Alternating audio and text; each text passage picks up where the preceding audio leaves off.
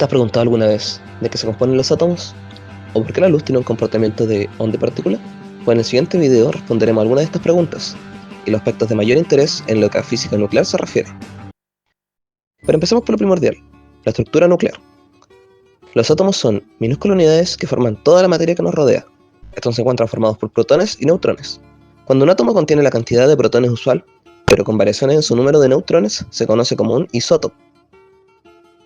¿Y cómo medimos las masas nucleares? Usamos un espectrómetro de masas. Tanto el protón como el neutrón tienen un peso aproximado de 1 U cada uno, a diferencia del electrón, que solo pesa una fracción de los anteriores. La masa atómica se relaciona con la energía en reposo, como podemos ver en la siguiente fórmula. El ER representa la energía en reposo, la que a su vez podemos definir como el valor total de energía de una partícula medida por un observador. M es la masa y C la velocidad de la luz. Cuando existe variación en la masa, también se modifica la energía de unión de las partículas con el núcleo. ¿Y qué experimentos o procesos nos ayudaron a llegar a conclusiones como esta? Uno de los experimentos que más conocimiento nos entregó sobre la estructura atómica es el experimento de Rutherford. En un principio, este experimento fue realizado para reafirmar el modelo de Thomson, o sea, el de las esferas con carga positiva y negativas. En este procedimiento, un fino haz de luz positivo es dirigido hacia una delgada lámina de oro. Contrario a lo esperado por Rutherford, una gran parte de estos rayos se desvió, lo que nos llevó a la conclusión de la existencia de un núcleo con carga positiva. Además de la expresión de la energía en reposo, existen otras fórmulas que nos ayudan a entender, como por ejemplo la siguiente. De esta fórmula podemos inferir que el volumen de un núcleo esférico es directamente proporcional al número de masa, que sería el número total de nucleones. Siguiendo esta proporción, llegaríamos a la conclusión de que todos los núcleos tienen la misma densidad. Para lograr la estabilidad nuclear son necesarios varios factores. Los protones se atraen entre sí gracias a la fuerza nuclear y se repelen por la fuerza de Coulomb. Esta fuerza nuclear antes mencionada es independiente de la carga y no interfiere con los electrones. También sucede que la energía del núcleo en reposo es inferior a la energía de los nucleones individuales juntos.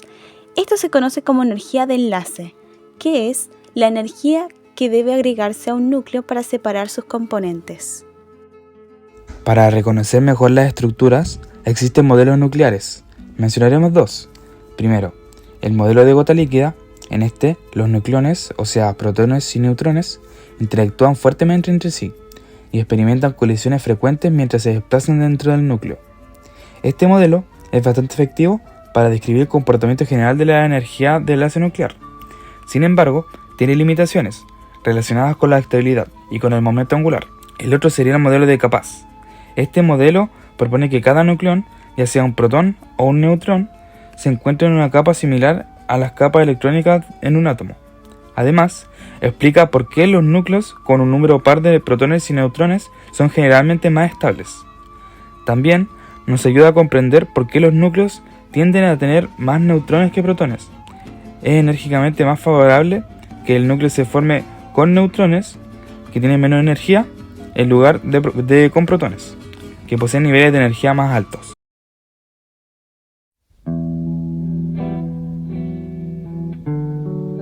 La física nuclear cuenta con un campo asombroso y relativamente moderno, la radioactividad. En 1896 se descubrió que la luminiscencia invisible de los cristales de uranil sulfato de potasio tenían propiedades sorprendentes. Estas oscurecen las placas fotográficas incluso cuando no se exponen a la luz. Esta radiación no requería excitación externa y rápidamente fue reconocida como un nuevo tipo de radiación, dando lugar al concepto de radioactividad. Con el tiempo se llegaron a conclusiones donde se sugiere que la radioactividad es resultado del decaimiento, es decir, la desintegración de núcleos inestables. Existen de tres tipos de decaimiento diferentes: el decaimiento alfa, gamma y beta. Y en este mismo orden, alfa, gamma y beta, es el orden de sus capacidades penetrantes, siendo el alfa el que menos capacidad penetrante tiene y beta la que más. La física nuclear también tiene utilidad práctica y es que existen técnicas para conseguir energía a partir de diferentes procesos. Hay dos métodos para obtener energía a partir de reacciones nucleares: la fisión, donde un núcleo se divide, o la fusión, donde existen dos núcleos que se fusionan en uno más grande. En ambos casos, la energía se puede usar constructiva o destructivamente. A continuación veremos las reacciones donde intervienen los neutrones. La fisión nuclear resulta en energía suministrada a una comunidad por medio de líneas de transmisión. Debido a su neutralidad de carga, los neutrones no están sometidos a la fuerza de Coulomb, por lo tanto, no interactúan eléctricamente con los electrones ni con el núcleo. Como resultado de esto, los neutrones penetran fácilmente el átomo y chocan con el núcleo. Un neutrón rápido choca con múltiples núcleos, cediendo parte de su energía cinética a este núcleo. Los núcleos cuentan con moderadores, los cuales bajan la velocidad de estos neutrones. Estos deben ser livianos.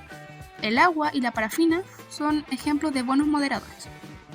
Gran parte de los neutrones que bombardean un moderador se convierten en neutrones térmicos.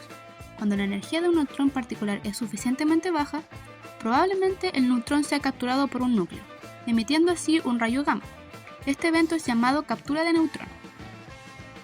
Acá tenemos un ejemplo de fisión.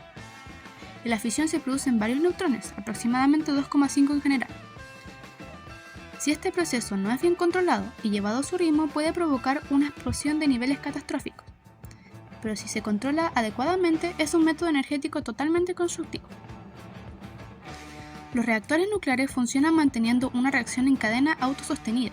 Esta consiste en que un promedio de un neutrón emitido en cada fisión del uranio-235 debe ser capturado por otro núcleo de uranio-235 y hacer que dicho núcleo experimente fisión. K es un valor que sirve para medir la funcionalidad de los reactores. Si K es menor a 1, el reactor es subcrítico. Si es igual, es autosostenido.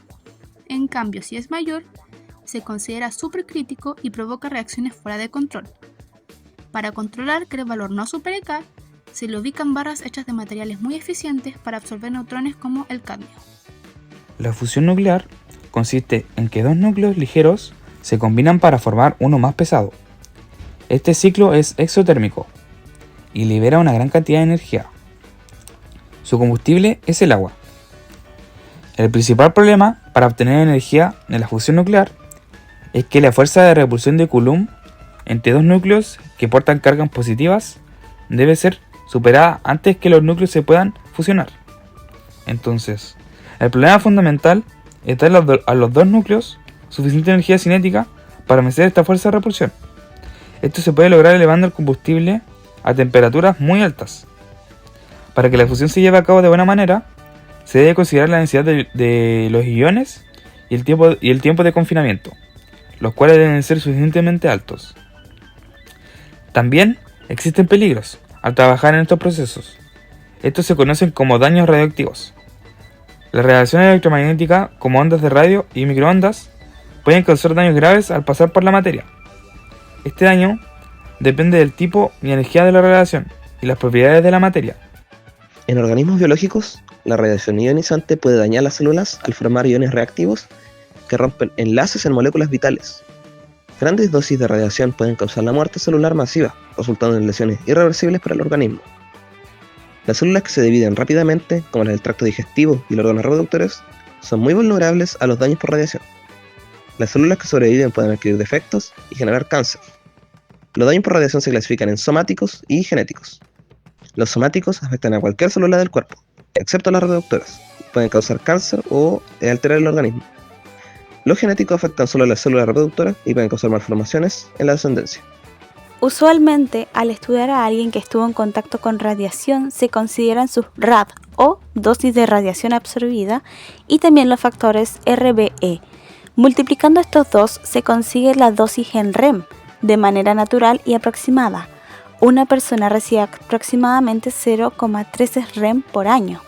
El cuerpo tiene un límite recomendado de máximo 5 REM por año. ¿Cómo detectamos la radiación?